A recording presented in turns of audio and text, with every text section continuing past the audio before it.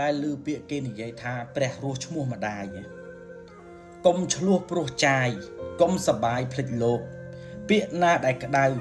ធំឬក៏តូចហួសការរហូតនាំធ្លាក់នរក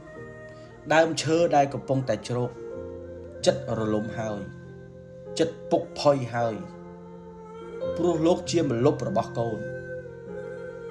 មើលទៅលើរូបរាងកាយរបស់គាត់ឥឡូវគ្រប់គ្នាមានសម្លឹងមើលឃើញតែគាត់ឈោបានប៉ុណ្ណាទៀតថាមិនត្រូវស្អែកខាងស្អែកលោកលាចាក់លោកហើយបានអីជាម្លប់សម្រាប់យើងទៀតមួយជីវិតរបស់គាត់ប្រឹងបំផុតគឺពាក្យថាកូន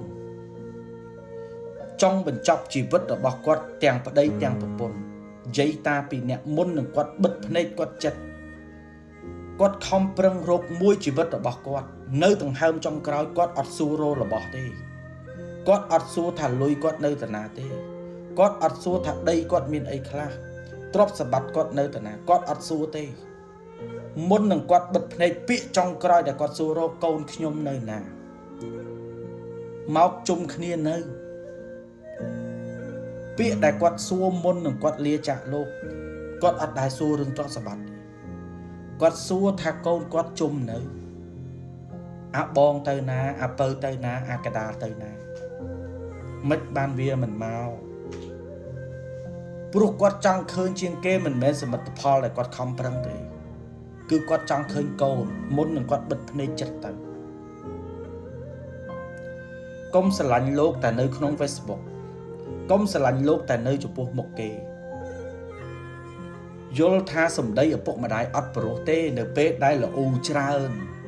ស្ដីបន្ទោសច្រើនអត់ព្រោះទេតែអាភាសាដែលអត់ព្រោះទាំងអស់ហ្នឹងអាចចិញ្ចឹមយើងរហូតដល់យើងមានកូនចិញ្ចឹមដល់កូនរបស់យើងទៀតដោយសារអាពីអត់ព្រោះហ្នឹងតែចិញ្ចឹមកូនរស់ទាំងអស់លោកអត់ដែលទៀមទាគុណស្រ័យពីកូនចៅណាទេយើងឲ្យបាយកកលោកម្ដុំត្រីងៀតមកកតុយក៏លោកហូបបានដែរលោកហូបបានទាំងអស់មិនថារបស់មិនឆ្ងាញ់ឬឆ្ងាញ់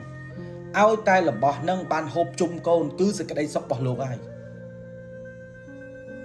កូនខ្លះពេលឪពុកម្ដាយហៅញ៉ាំបាយជាមួយនិយាយពីអត់ចង់ញ៉ាំតែកុំភ្លេចគាត់មិនមែនចង់ហូបឆ្ងាញ់ទេគាត់គ្រាន់តែគាត់ចង់ហូបជុំកូនចៅទេគាត់អត់ទៀមទីអីទេដើមឈើដែលគ្រប់គ្នាកំពុងជ្រោកចិត្តរលំហើយ